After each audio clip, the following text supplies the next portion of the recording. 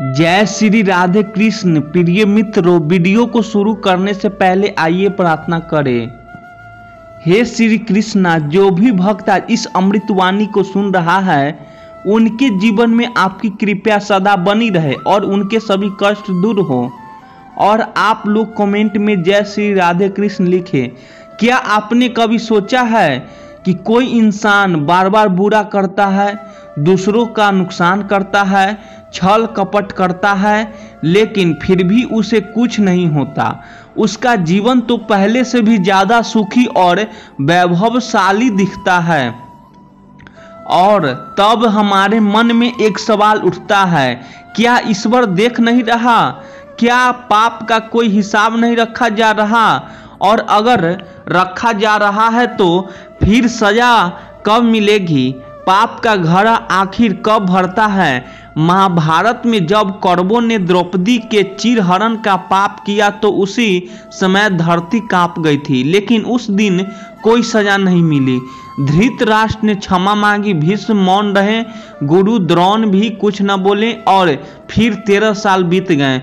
तब जाकर युद्ध हुआ और उस पाप का घड़ा जो दिन प्रतिदिन भर रहा था कुरुक्षेत्र के रक्त स्नान में फूट पड़ा। यह हमें सिखाता है ईश्वर मौन है लेकिन अंधा नहीं। वह लिखता है, देखता है और प्रतीक्षा करता है। जब घड़ा भर जाता है तब न्याय उतरता है। आग की तरह रामायण की ओर देखिए। रावण ने सीता माता का अपहरण किया, श्री राम का अपमान किया, धरती पर अधर्म फैलाया, लेकिन क्या उसे तुरंत सजा मिली? नहीं, समय लगा, लेकिन सब पाप की सीमा पार हुई तो एक वाण से वह साम्राज्य जो सोने का था राख में बदल गया। ईश्वर का न्याय धीमा हो सकता है पर अन्याय के विरुद्ध उसका क्रोध बहुत तीव्र होता है। आज का समय कलयुग, यहाँ पाप और पुण्य की गति इतनी धीमी हो गई है कि हमें लगता है कि अब कोई न्याय बचा ही नहीं। कोई रिश्ता ले रहा है, कोई अपनों को धोखा दे रहा है, किसी की सच्चाई दब रही है और झूठ फल फूल रहा है। पर क्या आपको पता है, कल युग में सबसे धीमी लेकिन सबसे गहरी सजा मिलती है। यहाँ सजा बाहरी नहीं बल्कि अंदर से आती है। मानसिक रोग, रिश्तों की टूटन, आत्मा की बेचैनी और कई बार पीढ़ियों तक फैली हुई पीड़ा। जो जैसा करता है उसे वैसा ही लौटता है, पर समय के साथ, धैर्य के साथ और संपूर्णता के साथ। अब आगे हम जानेंगे पाप के घड़े की परिभाषा क्या है, उसके भरने की गति कैसे काम करती है और आप कैसे जान सकते हैं कि न्याय अब आने ही वाला है। बहुत समय पहले की बात है जब भारतवर्ष के दक्षिण छोर पर एक अत्यंत समृद्ध राजा था, धर्मवर्ष।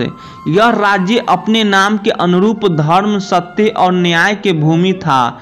वहाँ के लोग सबसे वेद पाठ से दिन की शुरुआत करते हैं, ऋषियों को सम्मान देते हैं और राजा को ईश्वर का प्रतिनिधि मानते हैं। इस राज्य पर सूर्यवंश का शासन था। उसी वंश ने जहाँ कभी राजा हरिश्चंद्र और श्री राम ने जन्म लिया था। पर जैसे हरिवंश में एक दिन पतन की छाया आती है, वैसे ही सूर्यवंश के भीतर भी धीरे धीरे अंधकार का प्रवेश होने लगता है। राजा सुयोधन इसी सूर्यवंश का वंशज था। उसका जन्म अत्यंत शुभ नक्षत्रों में हुआ था। ज्योतिषियों ने कहा था यह बालक या तो धर्म का पुनः उत्थान करेगा या उसे पूरी तरह मिटा देगा। उसका बचपन आश्चर्यजनक रूप से शांत और धर्ममय था। उसे वेदों की शिक्षा दी गई, उसे गुरुकुल में भेजा गया और बचपन में वह ईश्वर के प्रति आस्था भी रखता था। परंतु एक दिन उसका जीवन बदल गया। गुरुकुल में एक अवसर पर जब सभी शिष्य यज्ञ कर रहे थे, सुयोधन के यज्ञ कुंड में अग्नि नहीं जली। उसके गुरु ने कहा शायद यह ईश्वर की इच्छा नहीं है। बस वही वाक्य उसकी आत्मा में चुभ गया। अगर ईश्वर मेरी इच्छा नहीं सुनता तो मैं ही ईश्वर बनूंगा।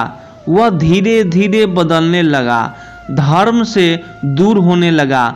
उसे ऐसा लगने लगा कि दुनिया केवल शक्ति से चलती है, प्रार्थना से नहीं। धर्म से द्वेष की जड़ सुयोधन का गुप्त दोह का समय लगभग 3 मिनट।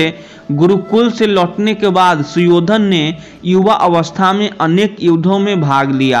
एक ऐसा ही युद्ध मालव देश के साथ धर्मवर्ष की सीमाओं की रक्षा के लिए लड़ा गया था। सुयोधन के सामने एक धर्म संकट आ खड़ा हुआ था।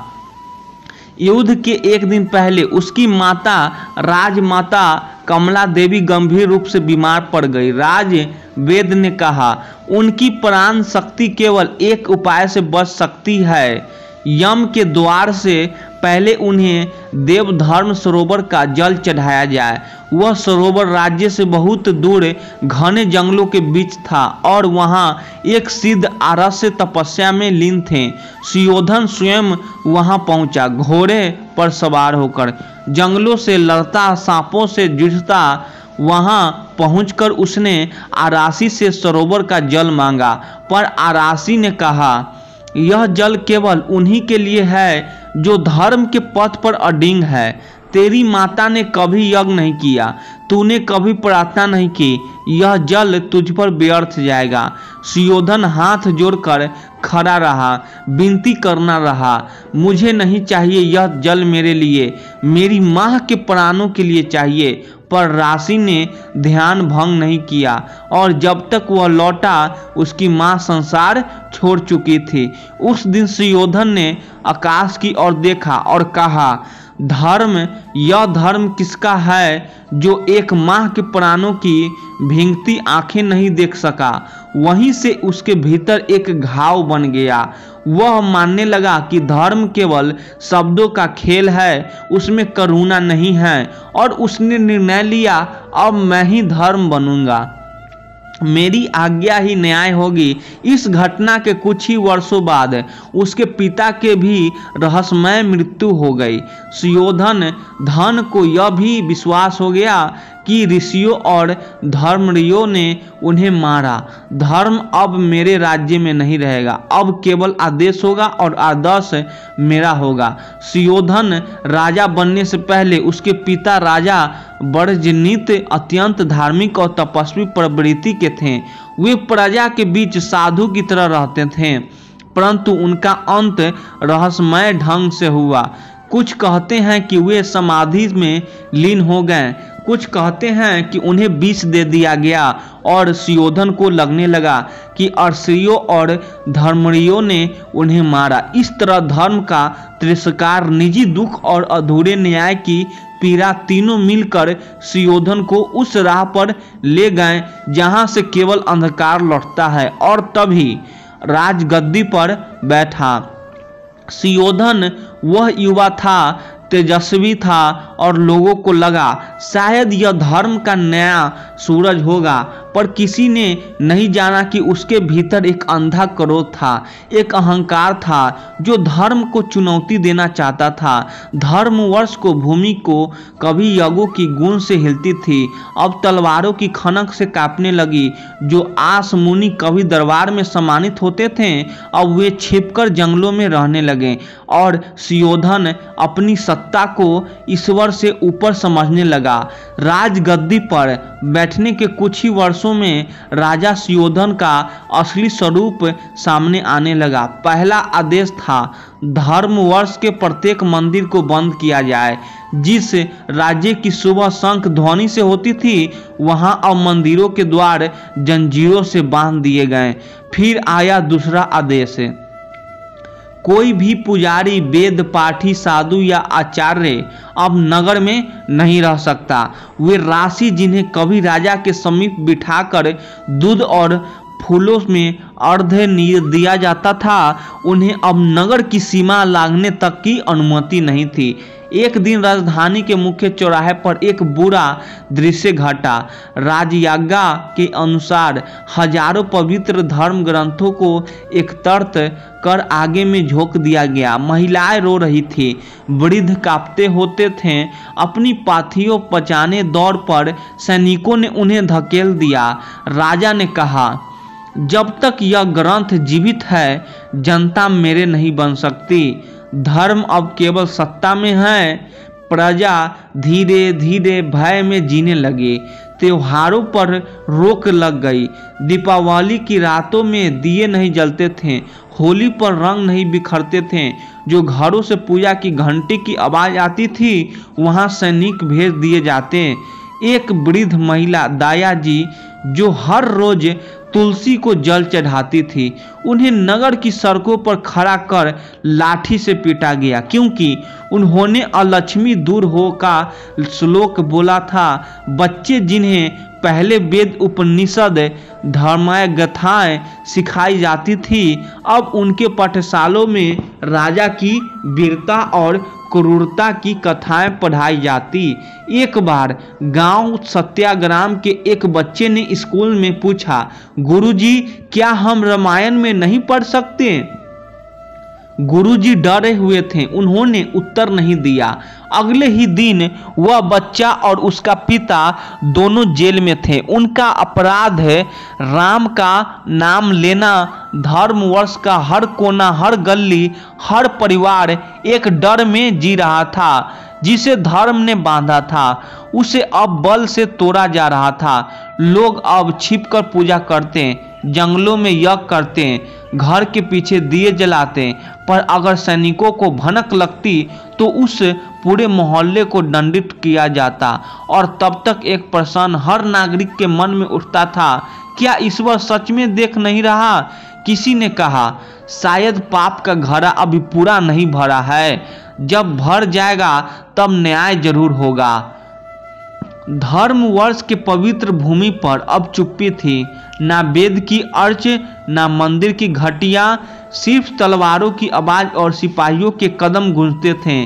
परंतु एक दिन जब आकाश भी कुछ असामान्य सा लगने लगा, धरती जैसे करवट लेने लगी, तो 5 दिशाओं से आए 5 सन्यासी वो वृद्ध थे, पर तेजस्वी। उनके वस्त्र साधारण थे, पर चेहरे पर अपूर्व तेज।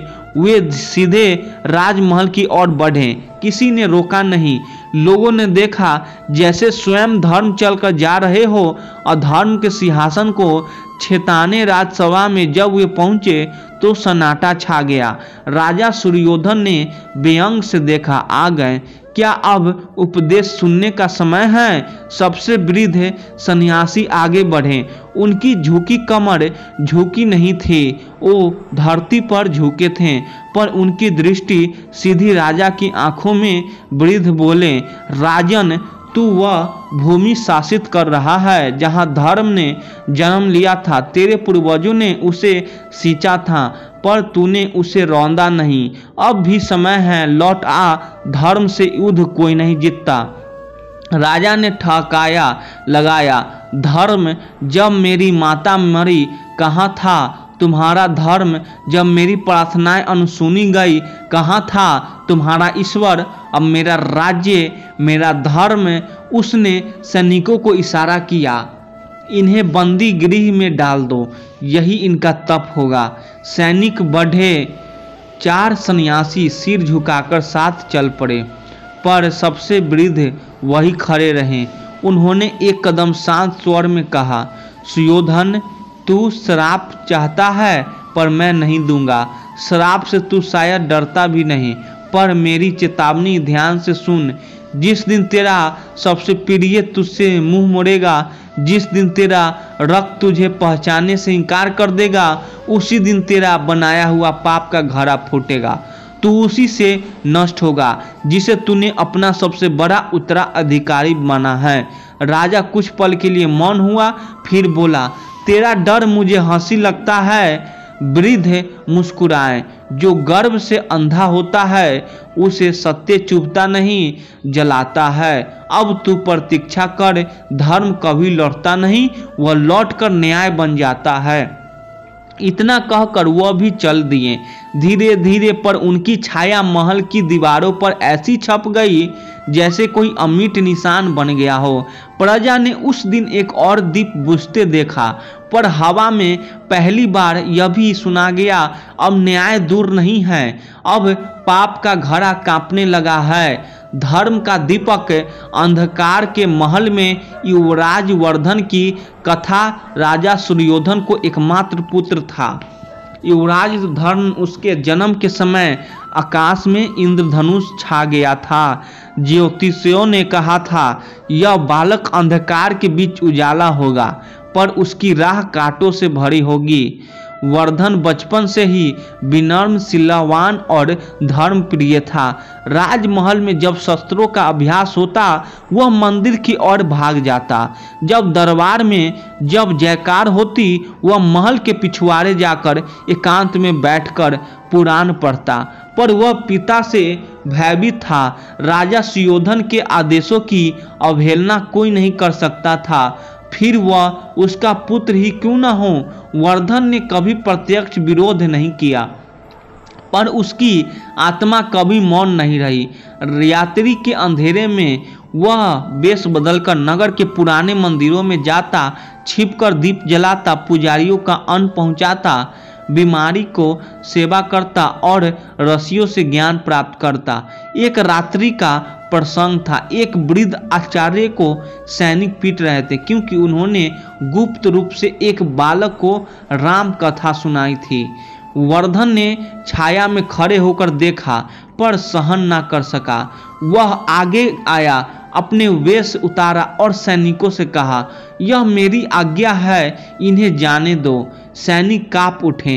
युवराज को देख ऐसा प्रतीत हुआ जैसे स्वर्ग से कोई रक्षक उतरा हो। इसके बाद वह वृद्ध आचार्य उसके चरणों में गिर पड़े। राजकुमार, आप ही हमारी अंतिम आशा हैं।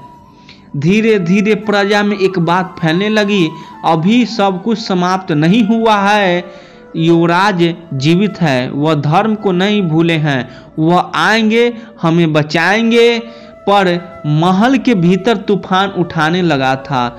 सुयोधन ने सुना कि कहीं कोई युवक मंदिरों को फिर से सजाने लगा है, कहीं से भगवान की पंक्तियों फिर सुनाई देती है। कभी कभी किसी गांव में रात्रि को भजन होते हैं और सुबह वहां वर्धन का नाम गूंजता है। एक दिन राजा ने पुत्रों को दरबार में बुलाया और क्रोध से पूछा, क्या यह सब तुम कर रहे हो? क्या तुम मेरी ही राज्य में मेरी विरुद्ध धर्म फैला रहे हो? वर्धन ने सिर झुकाया पर ईश्वर दृढ़ था। पिताश्री, धर्म कोई साजिश नहीं, वह आत्मा की आवाज है। अगर मेरी सेवा में धर्म है तो वह राष्ट्रद्रोह नहीं, राष्ट्र रक्षा है। राजा का मुख तपतम्मा उठा, तुम मेरे रक्त से उत्पन्न होकर मेरा ही विरोध करोगे? वर्धन ने कहा, मैं आपके रक्त से उत्पन्न अवश्य हूँ, पर मेरी आत्मा आशियों की गोद में पली है। यदि धर्म विरोध है तो मैं वही हूँ। उस दिन से पिता और पुत्र के बीच एक अदृश्य युद्ध आरंभ हो गया। एक की सत्ता अंधकार से जली हुई थी, दूसरे की आशा दीपक में छुपी थी और प्रजा उस दीपक की ओर निहार रही थी कि कब वह उजाला पूरे राज्य को आलोकित करेगा। समय धीरे धीरे बदल रहा था। राजा सुयोधन सब वृद्ध चला था, पर उसका घमंड आज भी नवयुवक जैसा ही जीवित था। राजा अब भी भय में जी रहा था, पर उस भय के भीतर कोई अदृश्य परिवर्तन सांस ले रहा था। और तभी एक रात्रि जब राजमहल निस्तब्ध था, राजा सुयोधन की नींद टूटी। उसने स्वप्न में देखा एक विशाल पात का घड़ा जो धीरे धीरे कांप रहा है और उसके नीचे एक तेजस्वी दीपक रख दिया गया है। जैसे ही दीपक की लौ ऊपर उठी, घड़ा फूट गया और सब कुछ जलने लगा। वह घबरा गया। उसने रात भर मंदिरों को बुलाया, ज्योतिषियों से पूछा, पर कोई उत्तर न मिला। मगर दिन बिजली दिन के उजाले में कड़कने लगी। नजर के बीचों बीच एक वट वृक्ष गिर पड़ा जिसे नदियों के पवित्र माना जाता था। बिना बादल के बारिश होने लगी, पर वह जल नहीं था, काला, गर्म और दुर्गंध से भरा। राजमहल के कुएं का जल सूख गया। गौशालों में गाय दूध देना बंद कर चुकी थी। पक्षी पलायन करने लगे, बच्चे बुखार में तपने लगे। वृद्ध बिना कारण मृत्यु को प्राप्त होने लगे। प्रजा में भयभीत थी, पर राजा मौन। उसके कानों में बार बार एक ही स्वर गूंजता था, जब तेरा प्रिय तुझसे दूर जाएगा। और फिर एक रात्रि जब वह सोया था, स्वप्न में उसे ही वही वृद्ध राशि दिखाई दिए, पर इस बार उनकी आंखें में करुणा नहीं केवल निर्णय था। उन्होंने कहा, अब समय पूरा हो गया है। जिस दिन तुमने धर्म को कैद किया उसी दिन पाप का घड़ा भर गया था। अब न्याय होगा। सुयोधन ने आंखें खोली और तब आकाश से एक गूंजता स्वर फूटा, अब न्याय होगा। सारा महल कांप उठा। सेनापति भाग खड़े हुए। वृद्ध दरबारियों ने अपने कान ढक लिए और राजा अपनी गद्दी पर बैठा कांप रहा था, जैसे उसकी आत्मा उसके पापों का भार सहन नहीं कर पा रहे हो। और उसी क्षण प्रजा ने जाना कि अब न्याय उतर चुका है, अब धर्म लौटने वाला है। राजा के महल में नहीं, प्रजा के हृदय में धर्म वर्षों के पीड़ा जब असहनीय हो गई तो प्रजा की मौन प्रार्थना धीरे धीरे स्वर बनने लगी। और उस स्वर का आकार था युवराज वर्धन। वर्धन ने निश्चय किया कि वह धर्म की पुनः स्थापना के लिए एक सार्वजनिक सभा करेगा, जहां कोई युद्ध न होगा, कोई तलवार न उठेगी, केवल वेदों की वाणी, भजन की ध्वनि और संकल्प की अग्नि जलेगी। सभा की घोषणा गुप्त रूप से की गई, लेकिन जब सुबह का सूरज निकला तो हजारों लोग नगर के बाहर एक खुले मैदान में एकत्र हो गए। वृद्ध, रहस्य, स्त्रियों, बालक, दीन दुखी सभी वहां थे। वर्धन ने मंच पर खड़े होकर कहा, मैं राजा नहीं हूं, पर मैं धर्म का सेवक हूं। अगर धर्म को पुनः जीवित करना अपराध है तो मैं यह अपराध बार बार करूंगा। वह मंत्रों उच्चारण करवा रहा था, घंटियों बज रही थी, भजन गूंज रहे थे। और तभी राजा सुयोधन अपने सशस्त्र सैनिकों के साथ वहां पहुंचा। उसकी आंखों में आग थी। वह चिल्लाया, यह राजद्रोह है। मेरा ही पुत्र मेरे विरुद्ध धर्म का झंडा लेकर खड़ा है। सभा मौन हो गई। वर्धन धीरे से आगे आया, पिताश्री, यह धर्म द्रोह नहीं, यह धर्म की वापसी है। आपसे अनुरोध है, इसका अपमान मत कीजिए। राजा ने उत्तर दिया। उसने सैनिकों को इशारा किया, गिरफ्तार करो इसे। आज से यह मेरा पुत्र नहीं, एक बंदी है। सैनिकों कांपते हुए आगे बढ़े, पर वर्धन ने कोई विरोध नहीं किया। उसने हाथ जोड़ दिए, यदि मेरी आस्था अपराध है तो मैं उस अपराध को स्वीकार करता हूँ, पर याद रखिए, जिस दिन आपने धर्म को कैद किया था वहीं से आपका पतन शुरू हो गया था। अब आपने अपने ही रक्त को जंजीर में पहनाई है। अब पाप का घड़ा फूटे बिना नहीं रुकेगा। राजा ने उसके और नहीं देखा। सैनिकों ने वर्धन को बंदी गृह में डाल दिया और उसी क्षण राजमहल की दीवारों में दरारें पड़ने लगे। सिंहासन के नीचे से जल बहने लगा, पर वह जल नहीं, काला गर्म धुएं से भरा द्रव था। नगर के उत्तर द्वार पर स्वयं वट वृक्ष गिर पड़ा। आकाश में बादल घिरे पर वर्षा नहीं हुई, राख बरसी। प्रजा चीखने लगी, घड़ा छलक गया है, घड़ा छलक गया है। और राजा अपने कक्ष में अकेला बैठा देख रहा था। किवाड़ा बंद थे, पर छाया भीतर आ चुकी थी। अब न मंत्र काम आएगा न तलवारें, अब न्याय की ही न्याय होगा। राजा सुयोधन अब महल में अकेला था। वह वही महल था जहां उसके आदेशों पर आरक्षियों को अपमानित किया गया, वहां वेदों को जलाया गया, जहां उसकी हंसी धर्म की चीख को दबा देती थी। पर अब वह हंसी मौन थी। दोपहर का सूर्य आकाश में था, पर महल के भीतर अंधकार था, जैसे प्रकाश ने स्वयं ही इस अभ्यर्थी राजा से मुंह फेर लिया हो। तभी एक कंपन हुआ। सिंहासन के पास एक दीवार टूटी और दूसरी ओर से महल का एक स्तंभ गिरा पड़ा। राजा भाग नहीं, वह केवल देखने लगा। जिस महल को उसने पाप से बनाया था वह पाप के भार से ही गिरने लगा। तभी उसके सामने एक दृश्य प्रकट हुआ। वह वृद्ध रस फिर से प्रकट हुए, पर अब न उनके हाथ में झपमाला थी न चेहरे पर कोमलता, उनकी आंखों में केवल निर्णय था।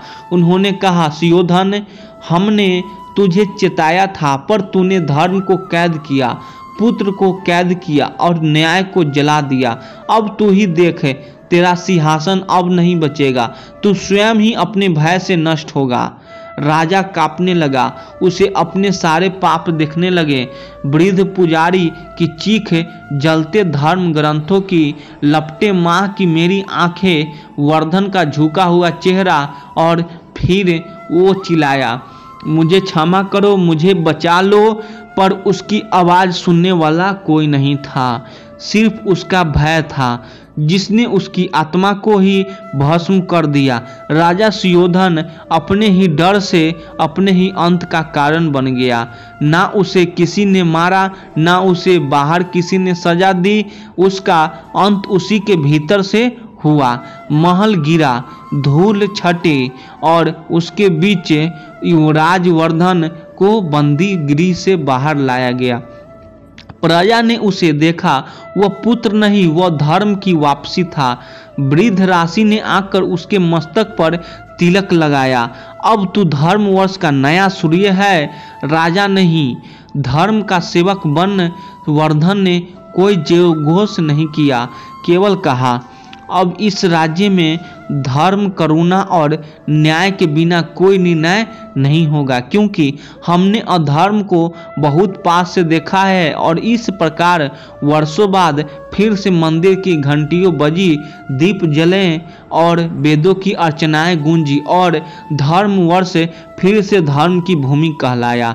सुनो हे मानव जाति, धर्म को जब दबाया जाता है वह चुप नहीं रहता, वह सहन करता है, मौन रहता है, पर वह मिटता नहीं। वह प्रतीक्षा करता है उस एक क्षण की जब अन्याय की दीवारें स्वयं दरकने लगती है, और जब न्याय आता है तो वह सिंह का गर्जना बनकर आता है, जिससे महलों की नींव कांप उठती है। श्री कृष्ण कहते हैं, अपने दम पर जीना सीखो, क्योंकि यहाँ कोई भी तुम्हारे लिए नहीं रुकेगा। तुम्हारी तकलीफों पर कोई आंसुआ नहीं बहाएगा, तुम्हारी हार पर कोई हाथ नहीं थामेगा। यहाँ सबको सिर्फ मंजिलों चाहिए, रास्ते की ठोकरें और गिरावटें सिर्फ तुम्हारे हिस्से आती है। तुम जितना जुटते हो, लोग उतना ही भीतर से संतुष्ट होते हैं, क्योंकि इस दुनिया को सिर्फ नतीजों से मतलब है, जज्बातों से नहीं। श्री कृष्ण कहते हैं, तुम गिरो या संभलो, किसी को फर्क नहीं पड़ता। जो तुम्हारे सबसे करीब है वह भी अक्सर सबसे पहले किनारा करते हैं, और जब तुम्हें उनकी सबसे ज़्यादा ज़रूरत होती है वह अपने समय का बहाना बना लेते हैं। मतलबी है सब इतना कि जब तक तुम उन्हें फ़ायदा दे रहे हो तुम्हारे हर दोष भी माफ़ होता है, लेकिन जैसे ही तुम थमते हो, जैसे ही तुम डरते हो, तुम्हारा वजूद ही बोझ न लगने लगता है। तेरे शब्द चुप थे पर मेरी आत्मा भींगती रही। कभी वह भी दिन थे जब आंसू कोई देख नहीं सकता था, आज मुस्कुराहट भी सबको अखरती है। सिर्फ तेरी खामोशी ने मेरे गाल गीले कर दिए, वरना मैं वो हूँ जो अंतिम संस्कार में भी नहीं रोता। श्री कृष्ण कहते हैं, दुनिया तो कब की बदल गई, अब रिश्ते की कीमत नहीं उपयोगिता का वजन देख जाता है। लोगों से उम्मीद रखना ठीक वैसा ही जैसे टूटे हुए आईने से पूरा चेहरा देखना। धुआं रह जाता है जब दिल जलता है, राख तो सिर्फ कहानियों छोड़ जाती है, कोई किसी के लिए नहीं रोता। जब तक वह चला जाए, मरने के बाद वही लोग तारीफों की चादर उड़ा देते हैं जिन्होंने भतीजों तिरस्कार किया था। तुम क्या हो इससे किसी को क्या, तुम क्या दे सकते हो, बस यही सवाल हर रिश्ते के पीछे खड़ा है। आज घड़ी सबक पास है पर वक्त किसी के पास नहीं। तब वक्त सबका था और घड़ी सिर्फ के पास। रिश्ते जो कभी दिल से जुड़ते थे अब वाकिब सिग्नल की तरह आते जाते हैं। कभी बर्फ सी खामोशी होती है, अब हर बात में लपटे हैं, मगर सन्नाटा भी नहीं टूटता। कस्तूरी ढूंढता मिर्ग जंगल जंगल भटकता है और इंसान खुद से खुद का तलाश में उम्र बर्बाद करता है। भीतर सुनियाता है, बाहर भीड़ है और दोनों के बीच खड़ा हूँ मैं। जो मैं है वह कहीं नहीं है, पर हर जगह मैं का हूँ शोर है। जिम्मेदारी ली जाती है, दी नहीं जाती। यह बात वह समझता है जो हर दिन अपनी नींद, अपनी भूख, अपने आंसू छोड़कर किसी के लिए खड़ा रहता है। सही का साथ देने से पहले लोग सोचते हैं, गलत का साथ देने से भीड़ पीछे नहीं रहती। खामोशियाँ बोलती है अक्सर उनसे ज़्यादा जिनकी जुबान कभी नहीं रुकती। तुमने कभी सोचा है कि तुम्हारा डर भी तुम्हारा सबसे बड़ा कैदी है। जिस दिन वह डर खत्म होगा उस दिन जिंदगी खुल हवा की तरह लगने लगेगी। श्री कृष्ण कहते हैं, कितना मुश्किल है खुद से खुद की दूरी को तय करना। शब्दों में सब आसान है, पर जब रास्ता गहरी हो तो यह दूरी आसानी हो जाता है। हम आईना हैं, आईना ही रहेंगे, पर डर उन्हें होना चाहिए जिनकी शक्ल और दिल कभी एक जैसे नहीं होते।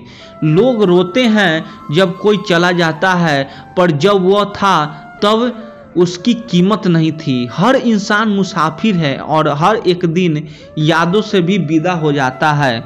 बेटे को बेटी नहीं कह सकते, पर बेटी को बेटा कहा जाता है, क्योंकि नारी हमेशा मर्यादा से ऊपर होती है।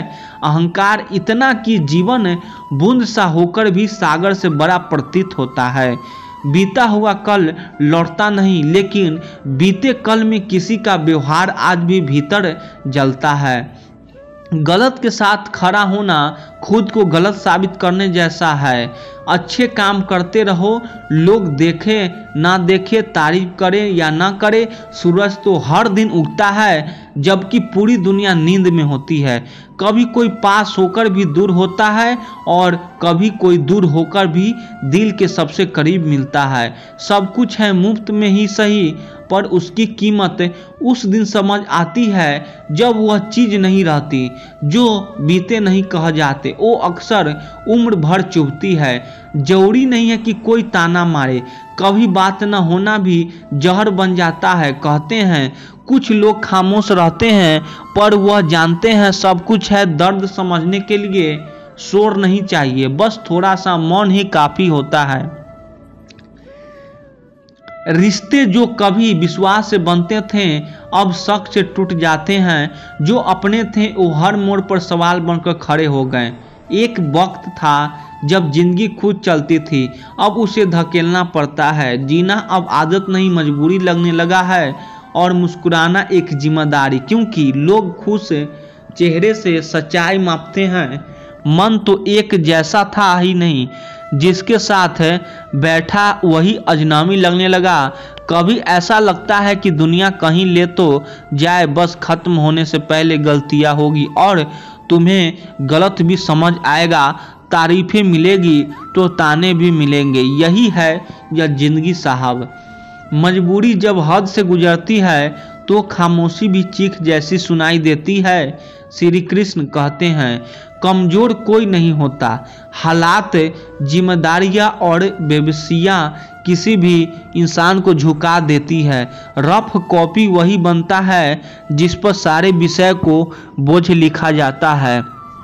परिवार में वही इंसान सबसे ज़्यादा टूटता है जो सबसे ज़्यादा संभलता है। सुनने की आदत डालो ताकि बोलने से पहले समझ सकूं, क्योंकि जीभ सिर्फ कहने के लिए नहीं, दिल को महसूस करने के बाद ही चलनी चाहिए। जो अपनी जगह से सही है वह दूसरों की जगह पर खड़े नहीं होते, और जो दूसरे की जगह समझ जाते हैं वह कभी किसी की जगह छीनते नहीं। होश दिखाना जरूरी हो गया है, खुश रहना अब विकल्प नहीं बचा। अब लोग आंसुओं को भी नाटक समझ लेते हैं और खामोशी को अहंकार। जिस स्त्री ने अपना घर छोड़ा दूसरों का घर सजाने के लिए, वह महान है। और जो पुरुष अपना संसार किसी अनजान स्त्री को सौंप देता है, वह भी कम नहीं। पर रिश्ते अब शुरुआत विश्वास से नहीं होते और अंत धोखे के बिना नहीं आता। नफरत से ही होने लगी है अब इस यात्रा से, जिसमें मंजिल नहीं बस ठहराव है। थके हुए अकेले चुप लोग तुम्हें तब समझेंगे जब तुम उनके काम नहीं आओगे, तब तुम्हारी कीमत गिरेगी और तब तुम्हारी खामोशी तुम्हारी सबसे बड़ी ताकत बन जाएगी। लोग तब तक साथ हैं जब तक तुम उनके लिए कुछ कर सकते हो। जिस दिन तुम थक गए वह तुम बोझ समझने लगते हैं। जिन्हें तुम्हें सबसे ज़्यादा चाहते हैं वो वही सबसे पहले बदलते हैं। जान छिड़कने से लोग अपने नहीं होते और खामोशी से रिश्ते टूटते नहीं। वह तो तब टूटते हैं जब फिर खत्म हो जाती है। जो गुस्सा करता है वह नफरत नहीं करता, वह बस टूटा रहा होता है। तुम्हारे लिए सोच को साफ रखो, नियत ठीक हो तो राहें अपने आप साफ हो जाती है और जब राहें साफ हो जाए तो लोग धूल उड़ाकर भी तुम्हें रोक नहीं सकते। अच्छे लोग सस्ते नहीं होते, बस दुनिया की नज़र में उनकी कीमत नहीं होती और जब तक तुम्हारी अहमियत नहीं समझी जाती तब तक तुम्हें बस इस्तेमाल किया जाएगा। वक्त समेटो तो भी निकल जाता है और जब हाथ से फिसलता है तो पीछे सिर्फ अफसोस बचता है। जिसे सहना आता है उसे कहना भी आता है। पासवर्ड सिर्फ मोबाइल में नहीं होते, हर रिश्ता में भी किसी भरोसे का पासवर्ड मांगता है और जब वह पासवर्ड कोई लीक कर देता है तो रिश्ता एक ब्लैक स्क्रीन बन जाता है। जैसे आत्मा बिना स्पर्श के कभी खुद को छीन कर देख, तेरे भीतर बचा ही क्या है, थोड़ा सा मलाल, कुछ टूटे वादे और बहुत सारा दिखावा। जिन्हें तुमने प्यासा समझ रखा है, श्री कृष्ण कहते हैं, शरीर सुंदर नहीं होता, विचार सुंदर होते हैं। वाणी, संस्कार, आचरण, इन्हीं में छिपा होता है इंसान का असली चेहरा और यह सब इन्हें ही तो रंग रूप भी गाली जैसा लगने लगता है। जिन पर सबसे ज़्यादा भरोसा करते हैं अक्सर वही आंखें खोलते हैं, इतना तेज कि फिर बंद करने का मन नहीं करता। कभी अपने लिए भी छुप छुप कर जी लिया करो, क्योंकि कोई तुम्हें यही नहीं कहेगा कि थक गए हो या आराम कर लो, और अगर कोई कह दे तो समझो वह इंसान नहीं नेमत है। एक समय था जब मंत्रों से दुनिया बदलती थी, फिर तंत्र आए, फिर यंत्र, अब तो षड्यंत्र ही सफलता की सीढ़ियां है। अच्छी वीडियो लगे तो चैनल को सब्सक्राइब कर दीजिए। आप लोग सपोर्ट करिए। धन्यवाद।